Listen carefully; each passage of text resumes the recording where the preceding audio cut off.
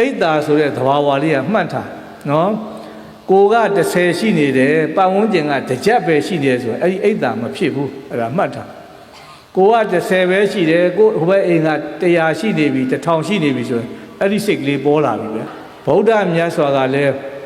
ဇာတိလို့ခေါ်တဲ့ယောဂစရာလို့ခေါ်တဲ့ယောဂမရဏလို့ခေါ်တဲ့ယောဂတွေကိုကုဖို့အတွက်ဗုဒ္ဓမြတ်စွာတမားတော်ကြီးပဲတဲ့ပေါ်လာတာတဲ့ဗျာဟုတ်ပြီလားနော်တတ္တဝါတွေအားလုံး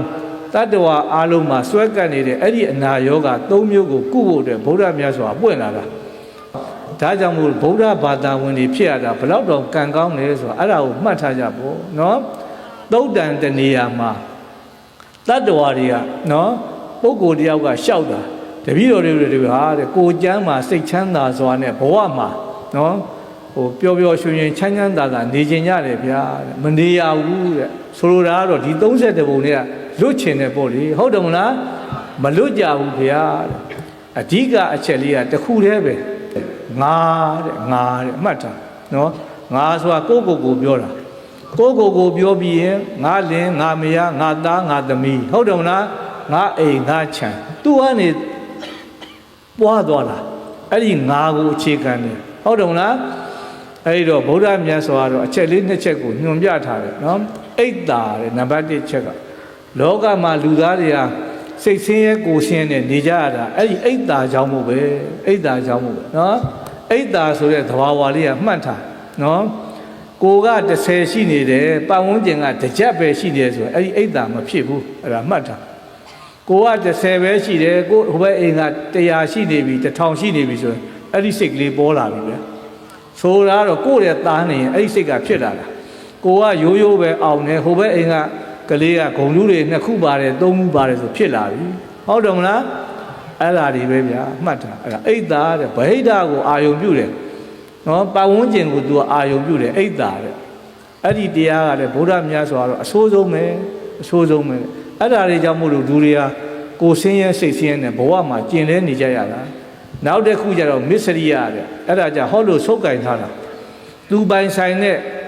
နော်ပစ္စည်းဥစ္စာသူပိုင်ဆိုင်တဲ့တက်ရှိတက်မဲ့မှန်သမျှကို तू ကမလွတ်ချင်ဘူးသူများနဲ့ပတ်သက်သွားမှစိုးရိမ်တာသူများလက်ထဲကိုရောက်သွားမှစိုးရိမ်တာအဲ့ဒါအိတ်တာနဲ့မစ္စရိယတဲ့အဲ့ဒီ2မျိုးကြောင့်မို့လောကကြီးမှာလူသားတွေကဒီလိုဒုက္ခတွေအိုနာသေးဒုက္ခတွေကိုကြုံရတာတဲ့ဗုဒ္ဓမြတ်စွာတော့နော်နောက်တစ်ခုရှိသေးတယ်ဟောဒီမှာဓာကြီး40ခုနကပြောပြီးပြီနော်သောတာပတ္တိမဲ့သဂရဂါမိမဲ့အနာဂါမိမဲ့အရဟတမဲ့ဒီဘက်ကတော့ပုထုဇဉ်နယ်ပယ်ဟိုတော့ထည့်ပြောမနေနဲ့ဓာကြီး40ခန္ဓာကိုယ်ထဲမှာရှိတဲ့ကိလေသာတရားတွေကိုခုတ်ဖြတ်တာအဲ့ဒီဓာကြီး40နဲ့ခုတ်ဖြတ်တာအာဩဇာသိတ်ကောင်းတယ်နော်ခန္ဓာကိုယ်ထဲမှာမာနတဲ့ရက်ွက်ထဲမှာထောင်နဲ့ဟိုလူမထင်ဒီလူမထင်အဲ့လိုပုံကိုမျိုးတွေကိုသာမာနလို့ထင်နေတာအလုံးကဟုတ်တယ်မလားစကလုံးလေးတစ်လုံးရှိနေတယ်အတ္တမိမာနဘယ်သူမှကိုသေမလို့မထင်ဘူးအဲ့ဒါမှတ်တာဟုတ်တယ်မလားကိုရှိကိုဘလောက်တောင်သေတဲ့ပုံကိုတွေတွေ့နေပါစုံတော့ငါကတော့မသေတော့ဘူးလို့ထင်တဲ့ပုံကိုကြီးတယ်သေမလို့ထင်တဲ့ပုံကိုမရှိဘူးအဲ့တော့အတ္တမိမာနတဲ့အဲ့ဒါလေးကိုသုံးတာကိုမသေးတော့ဘူးလို့ထင်နေတဲ့မာနလေးနော်မာနလေး तू ကလည်းပဲလောဘအုပ်စုဝင်ပဲကိုဆုတ်ကင်ထားတာကြောက်စရာသိကောင်းတာလောဘက2ချမ်းရှိနေတယ်ဒိဋ္ဌိနဲ့မာနတဲ့အဲ့ဒီဒိဋ္ဌိဆိုတဲ့တစ်ချမ်းကိုတော့ဟောဒီမှာသောတာပတ္တိမဲ့ဆိုတဲ့ဓာတ်နဲ့ခုတ်လိုက်တော့ तू ပြတ်ထွက်သွားတာနော်ဟောဒီတစ်ချမ်းမာနကတော့သောတာပတ္တိမဲ့ဆိုတဲ့ဓာတ်နဲ့ခုတ် तू ကမဖြုံဘူးသဂရဂါမိမဲ့နဲ့လည်းဓာတ်နဲ့လည်းခုတ်အောင် तू မဖြုံဟောဒီမှာကြောက်စရာသိကောင်းတာအနာဂါမိမဲ့ဆိုတဲ့ဓာတ်နဲ့ခုတ်တော့ तू မပြတ်ဘူးဗျာဒါကြောင့်မို့အနာဂံဆိုတဲ့ပုဂ္ဂိုလ်တွေကဗြဟ္မပြည်ကိုသွားရောက်သေးတာပေါ့